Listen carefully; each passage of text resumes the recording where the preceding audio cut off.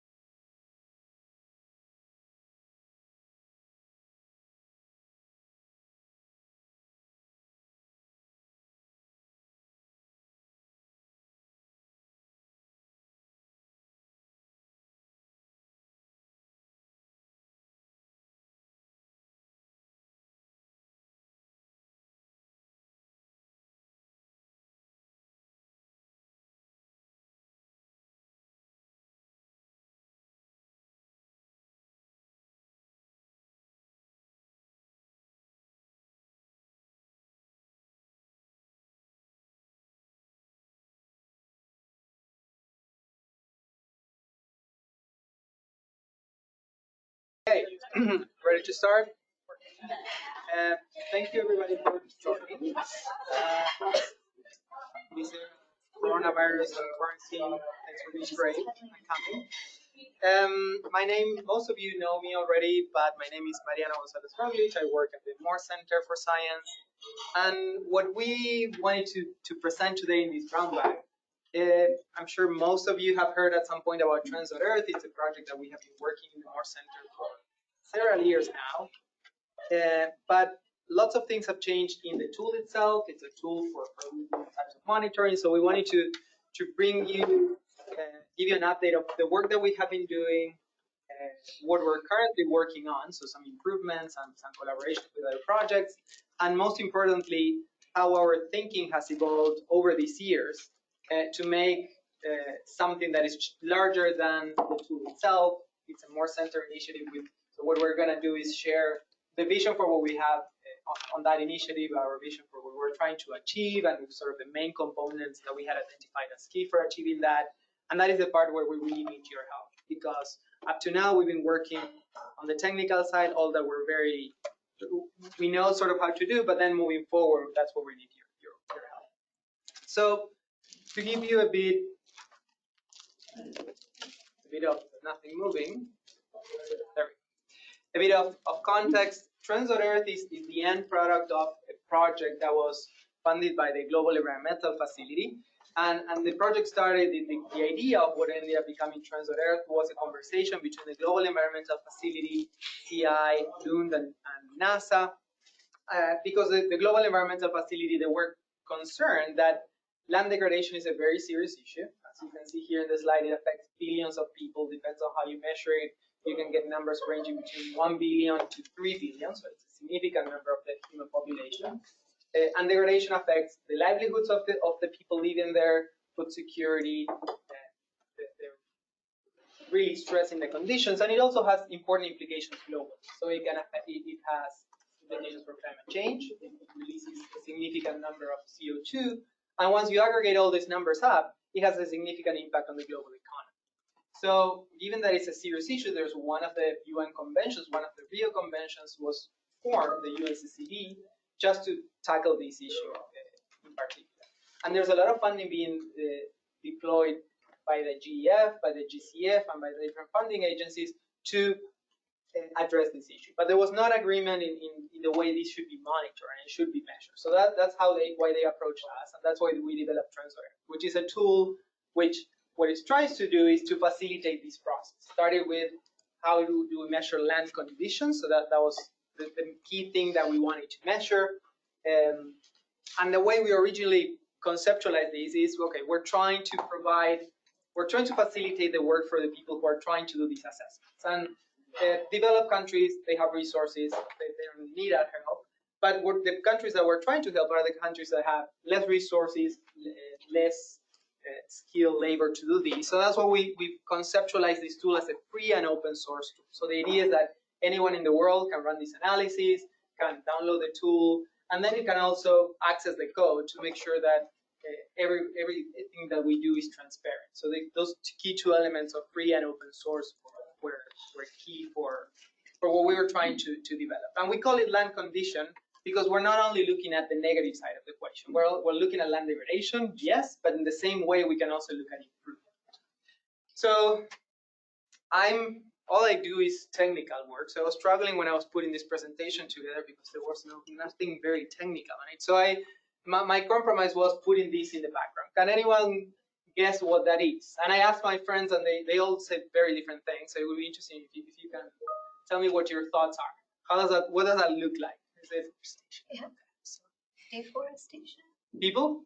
Deforestation. Deforestation. Okay. Yes, exactly. So what you're seeing here, and do you know where in the world is this pattern? Is it Amazon?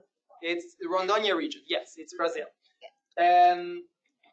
So what you're looking at here is, I'm sorry for the people on that side, I should walk to the other side as well, is one of the indicators. Trends.Earth produces many different indicators for assessing different things, but what you're seeing here is changes in primary productivity. So the amount of biomass that you have there. So between 2001 and 2015, in this region, all that is shown in red is areas where there was, yes, deforestation, there was a loss of biomass. So what you're seeing is those changes. Then what you have here in the middle is, at first, maybe you don't know what it is, but once you start looking into it with a little bit more detail, you can figure out that it's a protected area. So that's an area that, as you can see, the changes in land cover are not so important, so significant as the ones in the borders. And then you can start seeing some green areas. Those are the places where you see things getting better, where biomass is growing and where you can see a positive change. So as you can see, these maps can be used for many different things. So when we originally envisioned the tool, and the first part of our work was for reporting to one of the Sustainable Development Goals, 15.3, that had to do with land degradation. And for Sustainable Development Goals, countries need to set up baselines. That is the sort of the reference point to which all the progress that they're doing between 2015 and 2030 is going to be measured against. So those baselines are very important because based on those baselines, then countries are going to make plans and are going to invest, and it's going to ideally really going to affect things on the ground. So with this tool, you can set up these baselines, and then you can also track progress. So you can see how things are changing because countries need to report every 4 years. So we really need to provide those capabilities. It was not just a matter of figuring out what the methods were better suited for this. It was a matter of also providing access to the data. We know that when you're doing geospatial analysis, you need to download time series of remote sensing data. You need to pre-process. You need to then decide which algorithms to use. So in the tool, all that is simplified, and the user simply selects a study area, which indicator they want to look at, which time period, and then they can run the analysis. And we provide it with the best global data sets for productivity, for land cover, for soil organic carbon, for deforestation, for the different indicators that you want to look at. Which is great because that means that you can run the analysis anywhere in the world. So we don't have an excuse for saying, oh, we have no data. So you can run an analysis, get a first idea of how things look.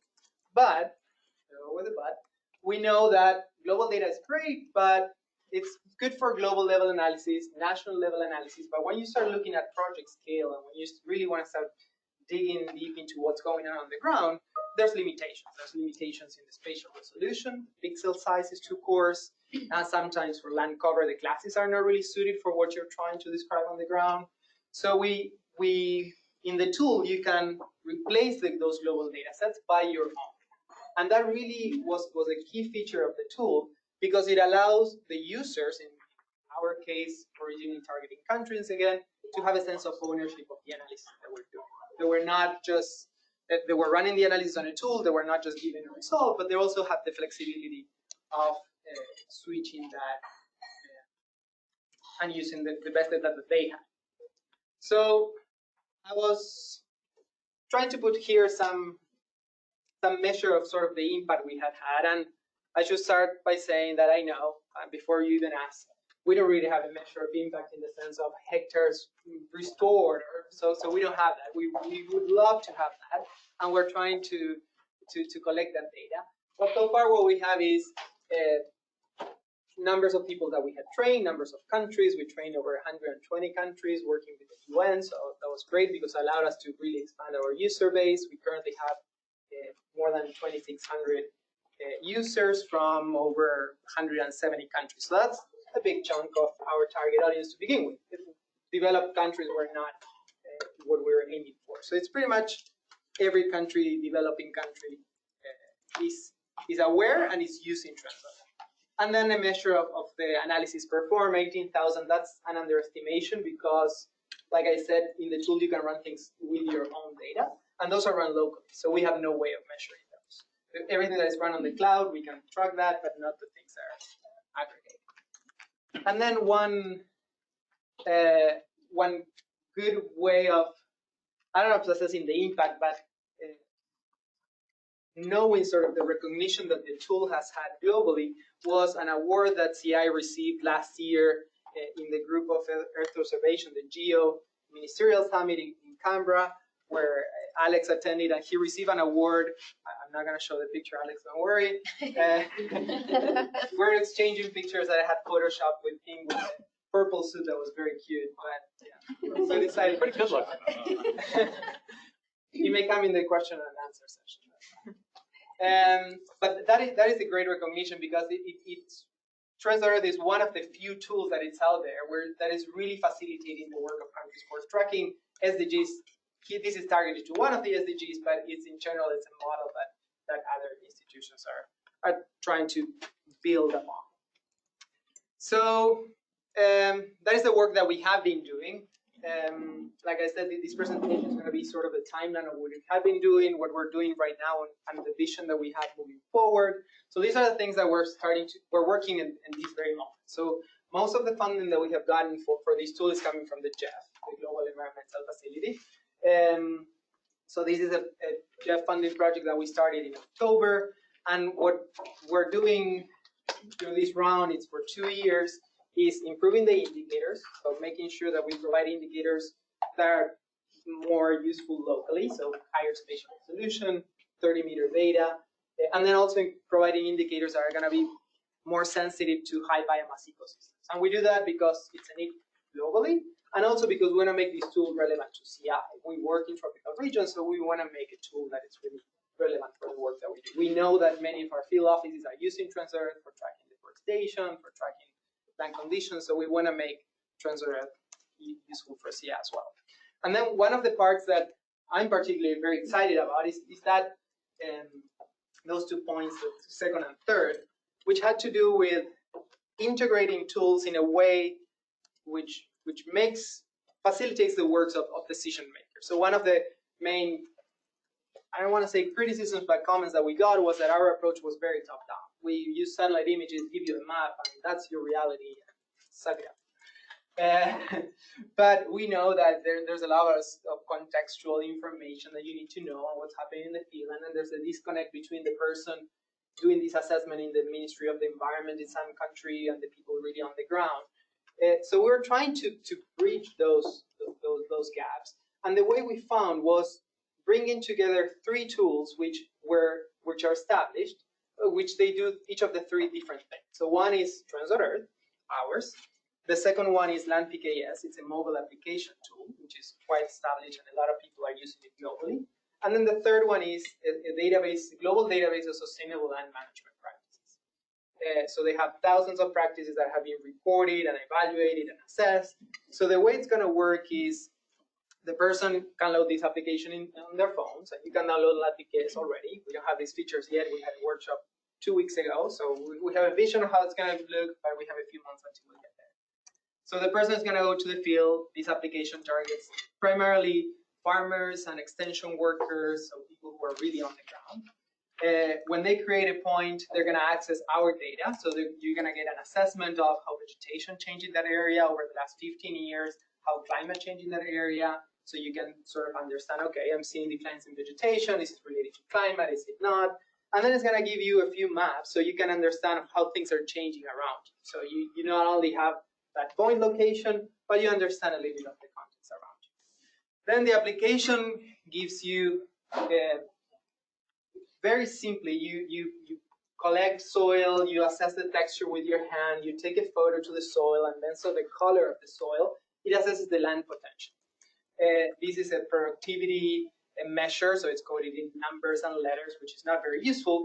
But the exciting thing is that then that information is going to be sent to the server. It's going to query the WOCAT database, and it's going to give you back a list of not recommended practices, but a list of options that that could be useful for the conditions in which the site that you're working on. So based on the climate, based on the assessment that you did, it will tell you, okay, these are 4 or 5 practices which have proven successful in similar situations, and it may be useful for addressing issues in the site. So we think that that is really going to be, it's going to be very well received, and it has a real potential to cause an impact on the ground. Then we're doing a little bit more of research element with understanding the linkages between degradation, drought, and resilience. And then the outcome of this is going to be indicators that are going to be added in Trends.Earth. So we're really hoping that this is a feature that is going to be used to better understand locally the interactions of these processes and how to build on that. And one thing that I didn't do from the previous project is this one we're piloting in Colombia. The first one was piloted in Africa, in Kenya, Uganda, Tanzania, and Senegal. This one we wanted to come to the Americas, so we're very excited to start working there. So we're going to be testing the methods from the beginning, the indicators, and then the field, how the data collection in the field will work. I'm going backwards. So one of the things that you can do with Trends, you can do this analysis, and people usually don't run it globally. They run it at whichever area of interest they have. Could be a country, could be a province, could be a protected area. We like global things at CI, so we run it globally. And I wouldn't focus so much on the specifics of this map, but there are many different assessments that show sort of how where degradation is, where opportunities for restoration, depending on what you're trying to restore for. This is one of the assessments that we did, and the key here is that there's a lot of degraded lands globally, which means there's a lot of opportunities for us to start restoring things. At CI, restoration, we have Nico here, is one of the key things that we want to do. We want to restore, we want to sequester carbon, we want to improve people's livelihoods. So these maps allow us to start informing some of that decision process. Here what you have, I guess I need to explain, the key is the degradation, but classified by different land uses. So you have areas which are degraded forests, areas where we lost the forest, areas where we have degraded grasslands, and areas where we have agriculture and are degraded. So that gives us the first snapshot. It's like, okay, that's you. Thanks for not coming to the room. So that gives us the first snapshot of, okay, what is the situation? What are the places that require our attention, right? But now the key question is, what do we do?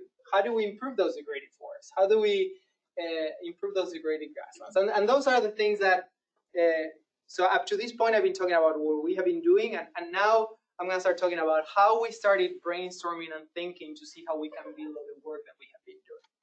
So the first thing that we started thinking is, okay, what do we identify as the barrier? Why, if we have all this area that could potentially be restored, we know that there's money out there to be invested. There's money from public funding, there's private investors who are really interested into it, but for some reason that money is not really flowing and it's not really scaling up. So this is what we identified, and again, this is our group brainstorming, so there's a lot of space here for contributions, conversations, things that we may have gotten wrong.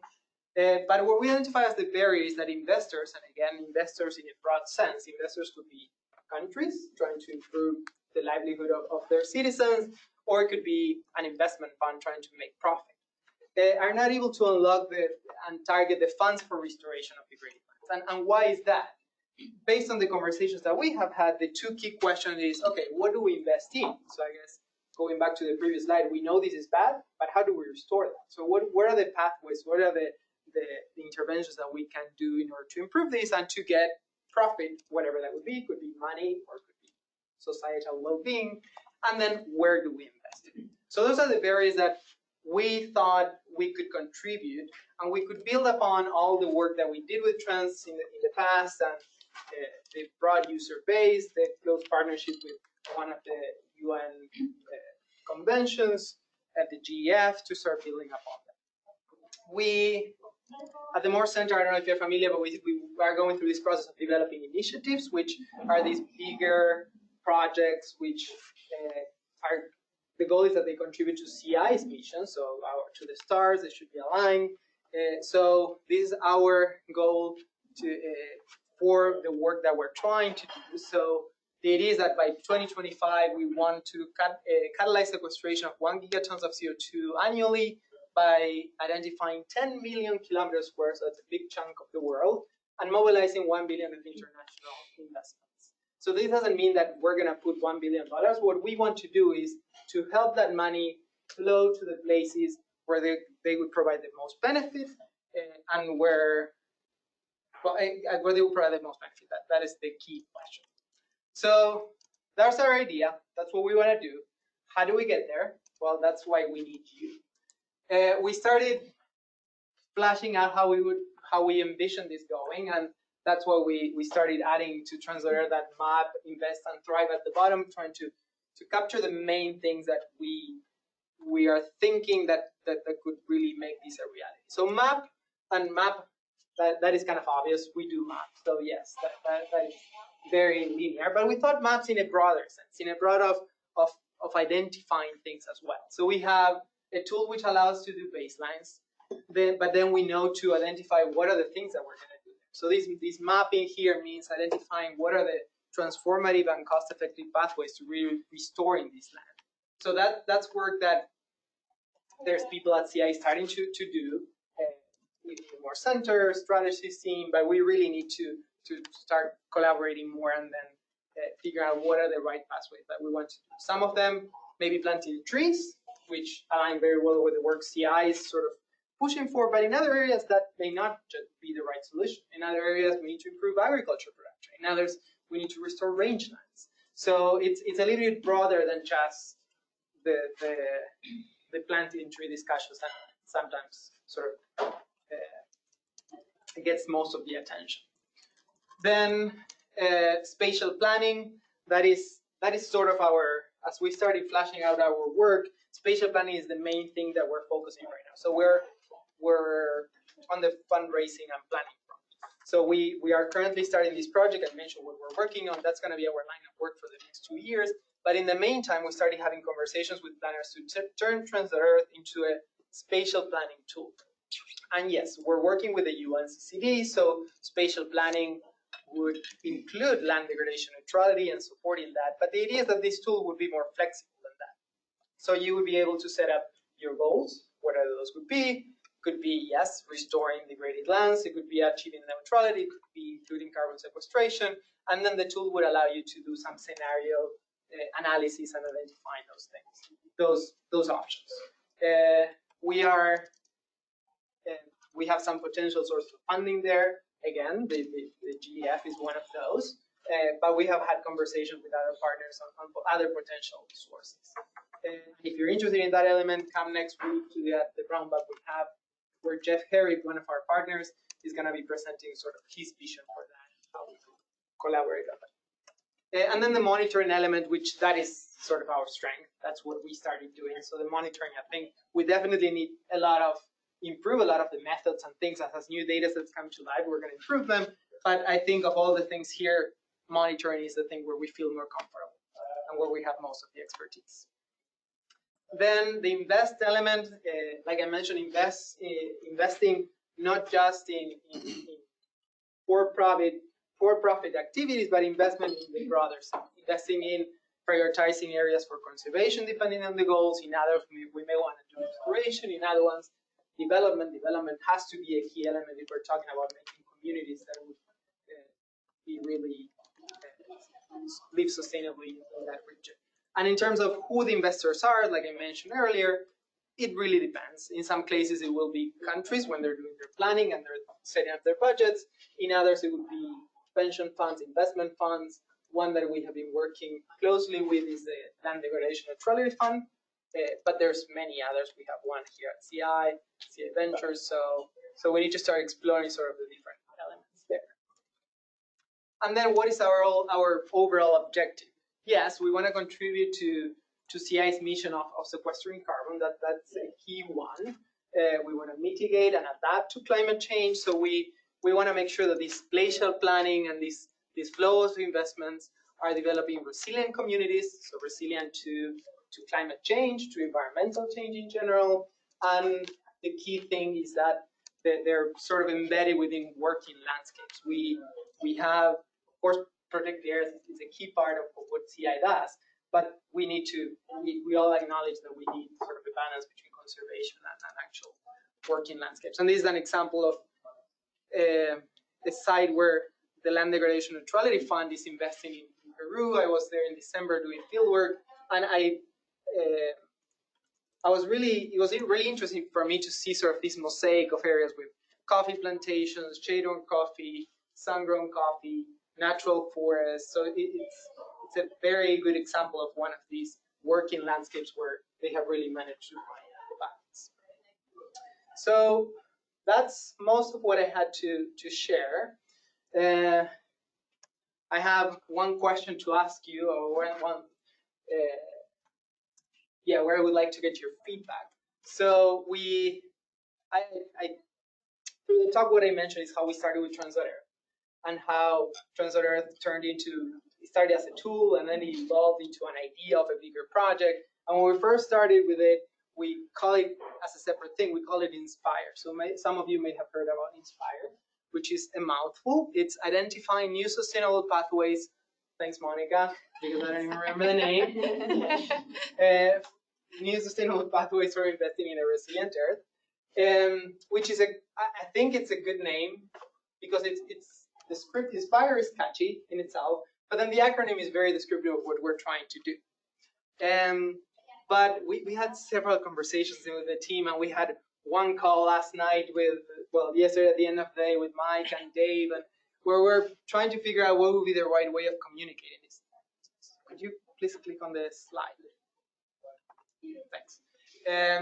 Because we're thinking, so as we start communicating these with you guys, with outside of the Moore Center, and then when we go outside of CI, we have this dilemma: is do we build on what TrendsEarth is, which is a tool that a lot of people know. We have a big user base. People know it in different institutions, and we just say, okay, TrendsEarth evolved from this tool into this bigger thing, and now it's this initiative, this project, where we're going to bring a lot of partners together.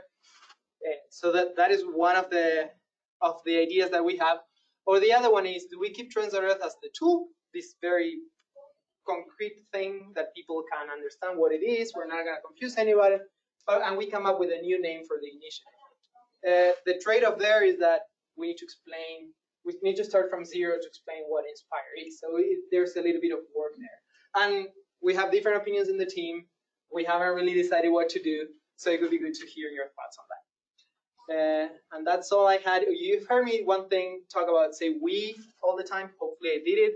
Of course, everything that I presented today is team effort. So Alex, of course, will led the first part of Trends, and it's key member of the team, and like Monica, Gabriel, who is having lunch with Jens, who didn't attend, and the rest of the team. They're key for the work that we've been doing. So that's all I had to share. Happy to answer questions, comments. Getting chat. Keep it on the trends. Okay. That's two. Two online. Agree. 3 votes for Trends. Well, we're gonna keep a tally of that, and we do that. I vote for Trends. Okay, so everyone's saying Trends online. Okay. Well, I'm inspired for Trends. I like. Oh, you got one Inspired. Max likes Inspire. Mariano, I'm inspired for Trends. You're inspired For for Trends. Trends. So we do. Well, we've been thinking about different options. So the other one was, okay, Trends is catchy, and people sort of know what it is. So we could create different trends. Trends on something else. So it's sort of related, but it's separate things. So I guess that would be an option. But okay, but I think that the name Trends on Mars. Okay. Coronavirus made it. Yeah, no. I think that's where you're creative. Okay, I appreciate your thoughts on that, but I would also like Inspire could be vision for the front.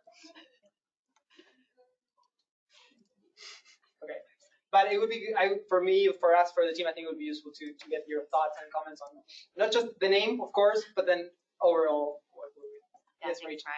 I like the word inspire, but it's too many words. It's too much. It's too long to unpack for most people's brains. So I think that's an argument to stick with trends.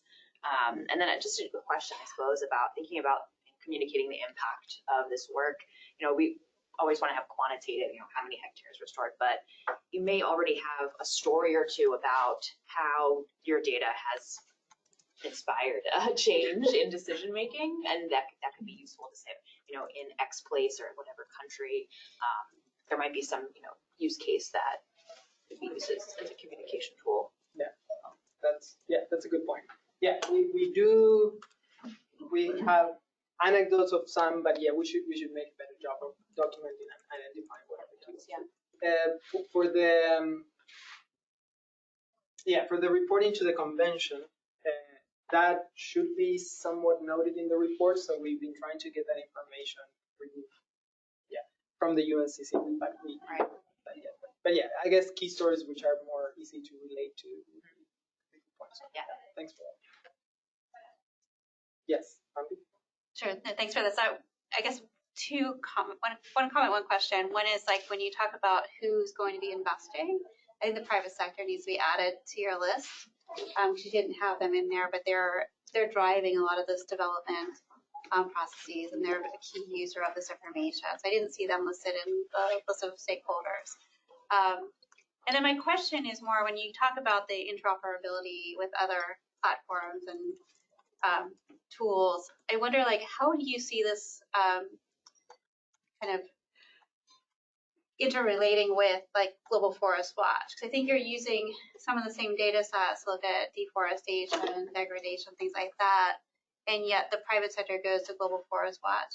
And so how do we get them to also go here, and what's the added like benefit of going here? Or like, is there any conversation you're having with WRI about what to do with both tools, or when you would go to which?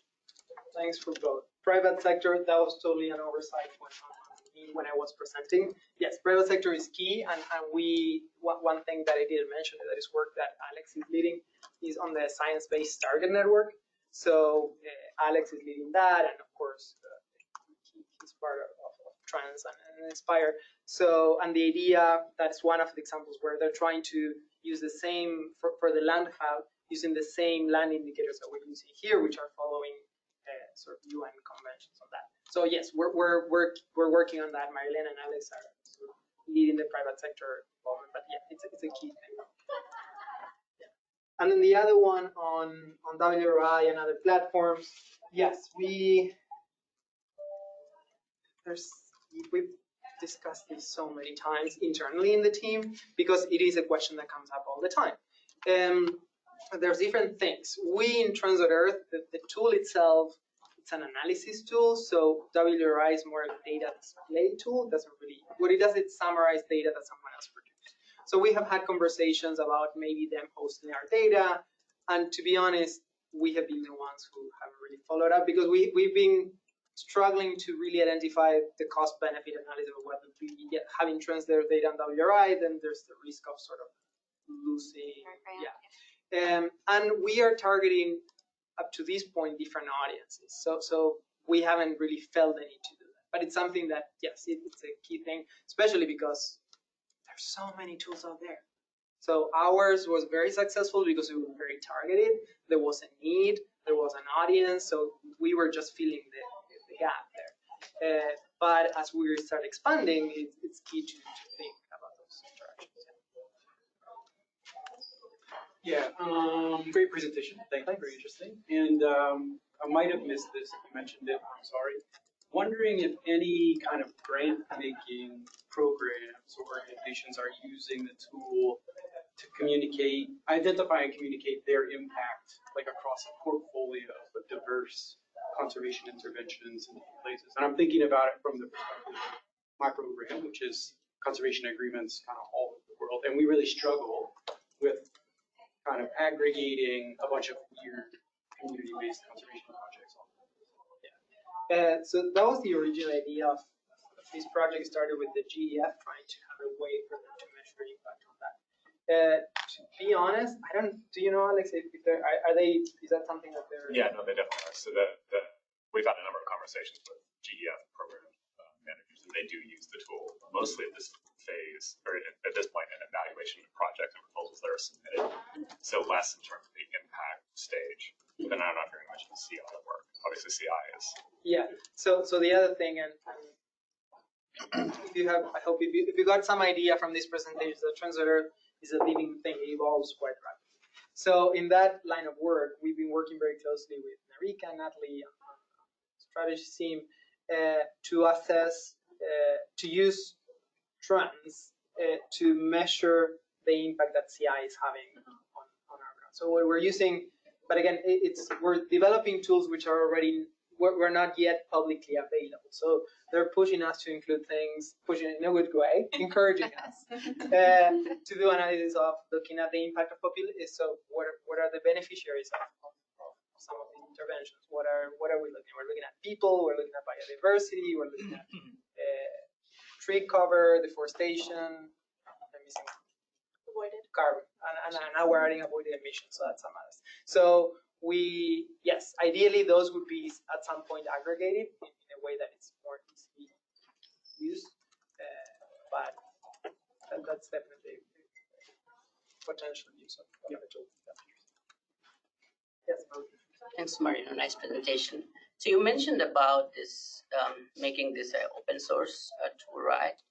So I was just wondering, especially going forward from here, how difficult or easy it would be, to adopt the conventional, software, open source software kind of development approach where, they develop a tool and then they put it into open source, and then there will be a large user base who will be giving free labor and modifying tools. So it's quite different from traditional open source kind of softwares. But how difficult would it be that you took that approach, that you really put all the sources into open source, and people who especially You mean in general for other tools or for us? For everybody. Okay. So externally. I think that is a trend that it's happening globally, and it's a good thing. There is push for more tools to be open source, free and open source. Of course, you do have software development that is for profit. So we have big companies that make a lot of money with it, and of course they make tools that are sometimes more user friendly, or so they have advantages because they have money that I can invest on that. But I would say that overall, since I started doing remote sensing 20 years ago, the progress that we are doing in open source in general, it's really encouraging. In our case, that was a decision. Well, there were several reasons why. It's public funding, so we need to make things that are accessible to everybody. And then for us, it was key because we wanted to make it transparent. And also we recognize that we're targeting an audience that is not very technically savvy. That's what we made it with a user interface where you just click and select your area. But we have had users, researchers from South Africa and from other places, that have pulled the code that all the code that we use is public in a GitHub repository, so anyone can go and access it. And then they have modified and made improvements on things that we hope we can then incorporate into TrendsEarth. So it's a benefit that goes both ways. So from our point of view, it was good that we started from the beginning, so it was not hard to maintain. And I think it's a trend that moving forward is going to continue. There's been a few chats online. So from Judy, well, first of all, she noted that team was a very difficult name to come, I guess. Oh, yeah. Yeah, so during our name discussion, but she also wanted to know more about what trends can do to tell us about soil health. noting that she missed the first few minutes of the talk. Sure. So what we measure in Trends soil health, we don't really measure soil health. What we measure is one of the indicators that people need to monitor is changes in soil organic carbon. So what we measure in the tool, we measure changes in soil organic carbon content, which could be interpreted as an indication of soil health. If you have decrease in soil organic carbon, you have decreases in organic matter, which affects soil health. One thing that we should note is that we don't really measure soil. What we do is we predict changes in soil health, in soil organic carbon, based on changes in land cover. So it's following IPCC guidelines in terms of how you do this. And this is sort of the easiest type of analysis that you should do if you have no clue. Of course, if you're interested in looking at changes in soil organic carbon in detail, you would go to the field, measure things, but the cost and the logistics of that are limiting in most countries. So what we follow is IPCC level 1 guidance for that. With the mobile application that I mentioned, that measures, it's called land potential. So what you measure is texture, structure of the soil, color, and some of the variables that you can easily measure in the soil without any equipment. And then it provides with a land potential classification, which is an indication of health. So those will be with the application, which is that we're linking with. Then we have more support on keeping trends from Dave McLaughlin. We have another question from Katie. What is the timing for some of the technical improvements that you're piloting in Colombia? Yeah, so the project started in October. The idea is the first year to work on all the improvements of methodology in the toolbox itself, and the piloting would start in Colombia in the second year. So we have currently one of our partners, Hans-Peter Liniger from WOCAT, is in Colombia at this moment. And we're hoping to meet with the Colombian government and our partners there next week to set up a timeline for that work. But it will be happening next year. The first trip would happen by the end of this year, and then the end next year in terms of project timeline. But it will be the end of 2020, beginning of 2021. Any other? Yes. Hi, Mariana. I'm Richard from GIS from Colombia. In Colombia, we have 3 projects that already are taking the soil carbon in the field.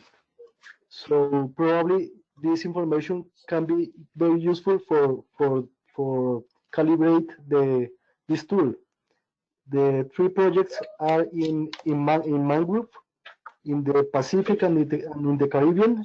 In the Caribbean are in the Bahia of Cispatá, and in the Pacific in Iscuandé. In some of your slides, you have this area in Iscuandé in Nariño, and the High Mountain project is also making some parcels of carbon in Páramo, in wetland. So it can be useful too for you. Yeah, thanks for that, Richard. Let's make sure that it would be great if someone from the CI office can attend that meeting that we're trying to schedule next week. But then, yeah, this information will definitely be useful as we're testing things. So great to know that you have things ongoing on the ground. All right. What about the name? What about Earthrise? Cut it below 10 letters. Make it shorter. Earthrise? Earthrise. Rise in the morning. Earthrise is also the photo from one of the Apollo missions looking back at Earth. Okay. Like that idea. Vague enough that you can get people interested to go to the website immediately. Perfect. We need to check if that is trademarked or not. Yeah. The other thing is that I think we need to. But yeah, thanks for that. Mariano, I think also just mentioning that this is part of like our initiative, that so like it's going to be, the timeline is surpassing just this next project. So we're like our timeline going out. Yeah, that's a great point. So what I mentioned the timeline of the project, which is 2 years. That is the current funding that we have. But our vision for this work that I just presented, we have 2 different timelines. We have the CI one, which is 2025. But then for us, it's key to work through 2030 on these because we're supporting the SDGs, and the SDGs, the goal is through 2030. So the vision for this work is to continue for 10 more years.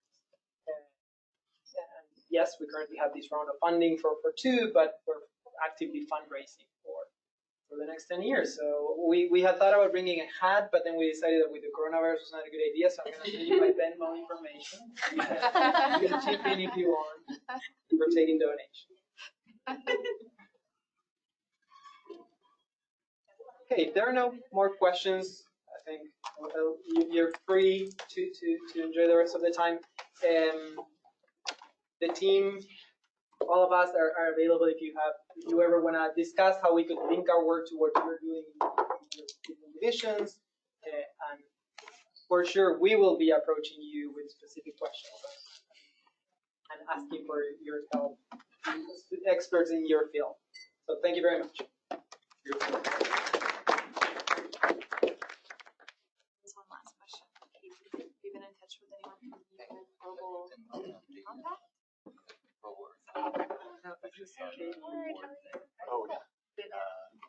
Katie, you can hear us. No, I have not, and I have no idea what that is. So it would be good to. I love that.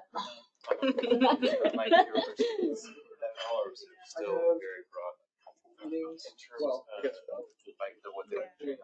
I can do it too. So for Send her a message just so I can share more information. and so if for the large parts of geotech, You know that when was it? On Monday was it when they said the coronavirus thing? I just went through a track. I was like, ah. Did you? I learn? have been. Even though we I was study all thinking the time, about going. it.